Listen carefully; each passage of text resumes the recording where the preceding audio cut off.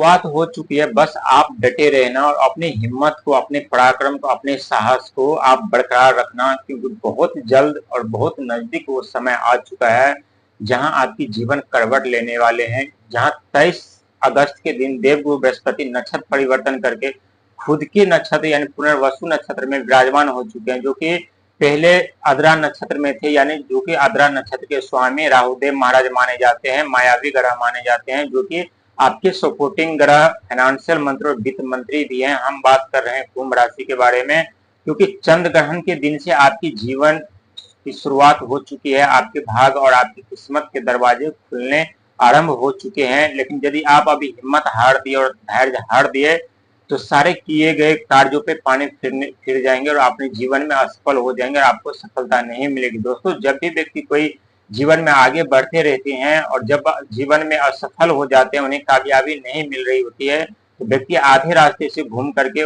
लौट करके वापस चले आते हैं। लेकिन जो व्यक्ति उस आधे कदम से आगे तक चलते हैं, उनके जीवन में बहुत बड़ा सफलता, बहुत बड़ी कामयाबी या बहुत धन उन्हें प्राप्त होते हैं, साथ ही बहुत सेवा सत्कार करने का उन्हें मौका भी मिलता है। और जब सेवा सत्कार करने का जब उन्हें मौका मिलता है, तब क्या होता है कि कौन सा ग्रह मजबूत होते हैं आप खुद जानते होंगे यदि समझदार हैं तो, यानी केतु ग्रह, जो कि सेवा सत्कार रोग ऋण के कारक माने जाते हैं। केतु का योगदान हमारे जीवन में बहुत ही बड़ा होता है, क्योंकि केतु जो होता है हमारे शरीर का नीचे का हिस्सा होता है।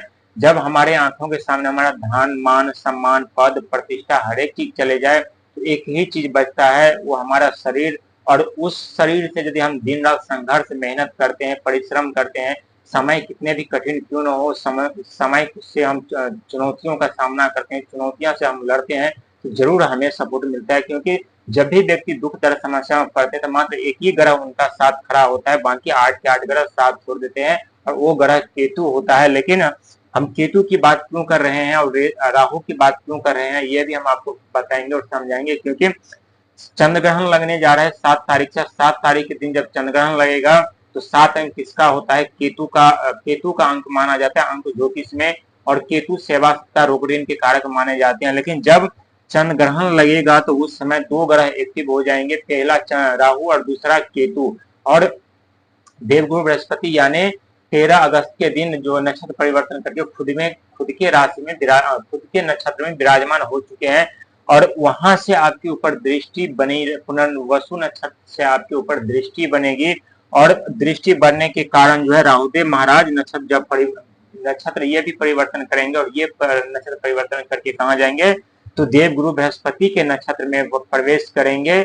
और जब देवगुरु बृहस्पति के नक्षत्र में प्रवेश करेंगे तो यहाँ से राहु और देवगुरु बृहस्पति की कृपा आपके ऊपर बनी रहेगी, और धन के आगमन के साथ साथ मान सम्मान भी मिलेगा, समाज में एक नई पहचान मिलेगी, धन कैरियर भाव में जो है जो दृष्टि बनी हुई थी शनि के राहु की, वो दृष्टि समाप्त होंगी। लेकिन उतना आसान नहीं होगा ये सफर आपके लिए। समस्या तो अभी भी रहेगी, क्योंकि समस्या शनि के 7.5 के तीसरे चरण तक रहेगा, लेकिन इतनी बड़ी समस्या नहीं रहेगी जितनी बड़ी समस्या आप पिछले समय में 23 और 24 में आप झेल चुके हैं। क्योंकि ये 2025 है और 2026 तो आपके लिए खुशियों की सौगात लेकर के आ रहे हैं। चिंता करने की जरूरत नहीं है, बहुत बड़ा परिवर्तन आपके जीवन में होगा, हर एक सपना आपका सच होगा। लेकिन साथ ही अंक ज्योतिष में बात करें तो 3 अंक यानी देवगुरु बृहस्पति का होता है, और राहु का अंक होता है, यानी 4 अंक जो है, ये 4 अंक यानी राहु और ये गुरु, और ये जो 7 अंक आपका हो गया यानी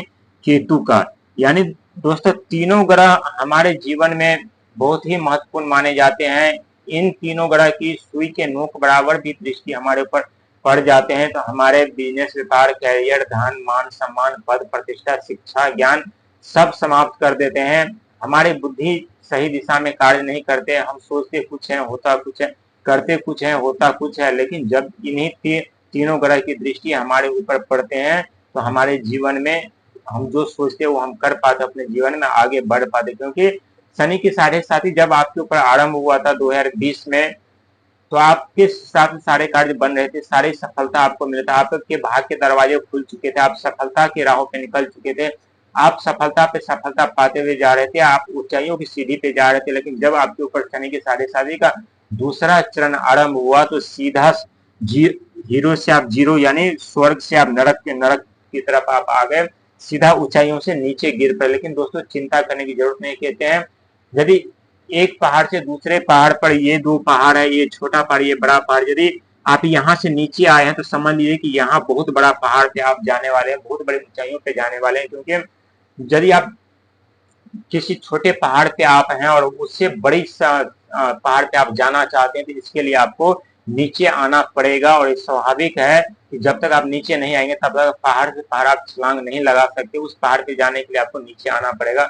और ठीक आपके साथ ऐसे हुआ शनि के साढ़े साथी में, जहां ऊंचाइयों से आप नीचे आए हैं, लेकिन नीचे आकर के आप इतने संघर्ष, मेहनत, परिश्रम करने के बावजूद भी आपको सफलता नहीं मिल रही है। क्योंकि आप ऊंचाइयों की तरफ जा रहे हैं, सफलता की तरफ जा रहे हैं, अपने मंजिल की तरफ जा रहे हैं, जहां आपका साम्राज्य पहले से आपका इंतजार कर रहा है, आपका प्रतीक्षा कर रहा है। तो जितना आप अभी संघर्ष, मेहनत कर रहे हैं, उसका जो फल नहीं मिला उससे कई गुना आपको लौटा करके देने वाले, चिंता करने की जरूरत नहीं। बहुत बड़ा परिवर्तन आपके जीवन में होगा। आप खुशियां दस्तक दे चुके हैं, आपका भाग्य के दरवाजे खुल चुके हैं, आपकी किस्मत दस्तक दे चुके हैं। यानी चारों तरफ से आपके जीवन में शुभ ही शुभ दिखाई दे रहा है। लेकिन थोड़ा धैर्य रखने की जरूरत है। और साथ ही 3 ऐसे कार्य हैं जिससे आपको बचना पड़ेगा, नहीं तो इन्हीं ग्रहों की दृष्टि के कारण आप जीवन में समस्या का सामना फिर से करना पड़ेगा आपको। क्योंकि देवगुरु बृहस्पति को शिक्षा मंत्री का भी दर्जा दिया गया है, वो ज्ञान के दाता है। यदि आप अपने ज्ञान का, अपनी शिक्षा का गलत इस्तेमाल करते हैं तो यहाँ देवगुरु बृहस्पति नाराज हो सकते हैं। साथ ही यदि आप छल कपट और लालच में यदि आप दिखाते हैं, लालच में फंसते हैं, तो वहाँ राहुदेव महाराज नाराज हो सकते हैं। और साथ ही जल्दीबाजी करेंगे तो यानी आपके राशि के स्वामी देव शनिदेव महाराज, कर्म के फलदाता, कलयुग के न्यायाधीश, ये नाराज हो सकते हैं। और साथ ही सेवा सत्कार यदि आप नहीं किए, दान पुण्य नहीं किए, तो आपके ये जो शरीर का हिस्सा है यानी केतु महाराज, ये नाराज हो सकते हैं और आपको आगे बढ़ने में थोड़ी कठिनाई का सामना करना पड़ सकता है। तो ये 4 बातें अपने दिमाग में बैठा लीजिए। और ये 4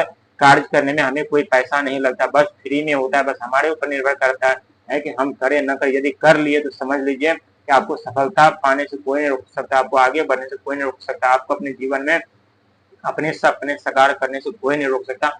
बहुत बड़ा परिवर्तन आपके जीवन में हो रहा है। 7 सितंबर से चंद्रग्रहण के दिन से ही राहु और केतु की दृष्टि आपके ऊपर बनी रहेगी। और आपके घर में बिन बादल के धन के वर्षा के साथ साथ मान सम्मान की भी प्राप्ति होगी। जो आपके ऊपर गलत आरोप इल्जाम लग रहे थे, बार बार अपमान होना पड़ रहा था, आप जहां जा रहे थे वहीं आपके ऊपर गलत आरोप इल्जाम लग रहे थे, अब उससे मुक्ति मिलने वाली है। लेकिन थोड़ी सतर्कता के साथ, क्योंकि ये शनि के साढ़े साथी का तीसरा चरण, और तीसरा चरण यानी तीसरा परीक्षा। और इस परीक्षा में यदि आप पास कर गए तो समझ लीजिए कि आप साम्राज्य आपको ही मिलेगा और आप अपने जीवन में ऊंचाइयों के सीढ़ी पे जाकर के अपने लक्ष्य को आप प्राप्त करेंगे। और ये 100% सत्य साबित होगा। आप यकीन करें न करें, लेकिन आपके भाग्य की दिशा बदल जाएगी। जो आप दुख भोग रहे हैं, जो कष्ट पीड़ा भुगत रहे हैं, वो पलक झपकते ही आप भूल जाएंगे जितना धन की वर्षा आपके जीवन में होने